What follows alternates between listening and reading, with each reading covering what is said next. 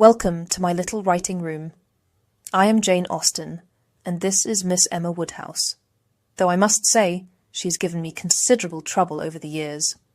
Miss Austen is far too modest. She created me to be troublesome, I believe, though I have learned much from our association.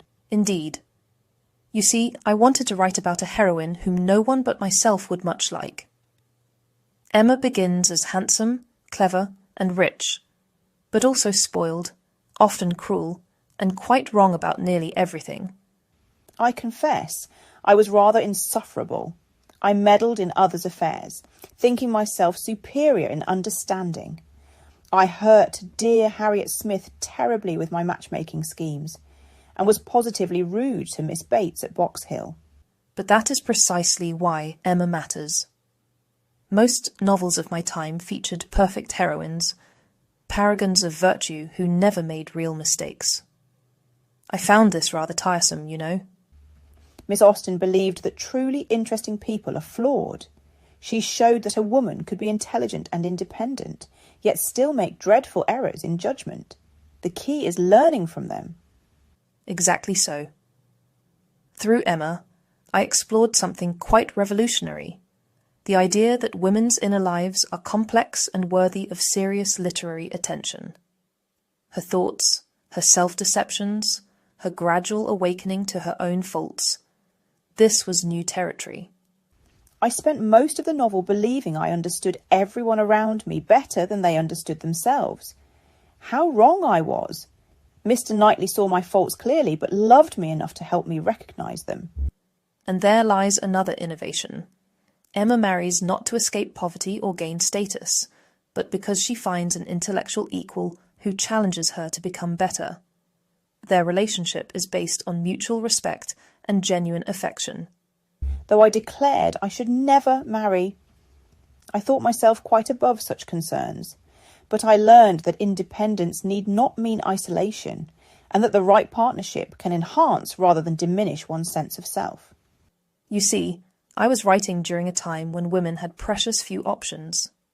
Marriage or spinsterhood, essentially.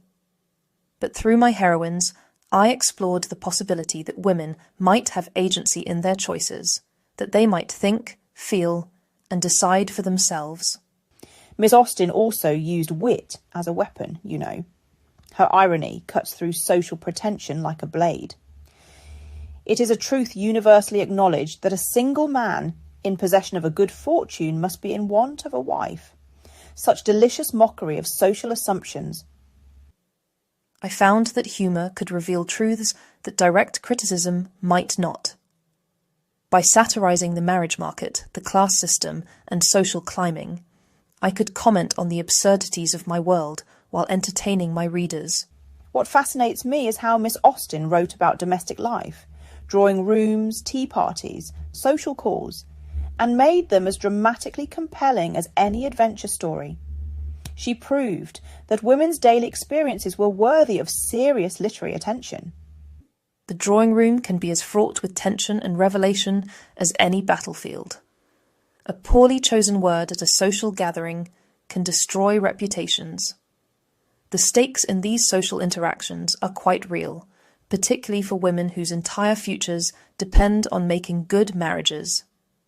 I learned this lesson painfully. My thoughtless comment to Miss Bates revealed not just bad manners, but a failure of empathy that shocked me about myself. Such moments of self-recognition, they transform us, do they not? Indeed. I wanted to show that true growth comes from honest self-examination. Emma's journey from self-satisfaction to self-awareness mirrors what we all must do, recognise our faults, and strive to overcome them. Miss Austen also gave me something many heroines lacked, real intelligence. I may have misused it initially, but I was allowed to think, to analyse, to form opinions. Even when wrong, I was permitted to be intellectually active. Women's minds are every bit as capable as men's, yet literature rarely reflected this. I wanted to create heroines who were thinking beings, not merely beautiful objects or moral examples.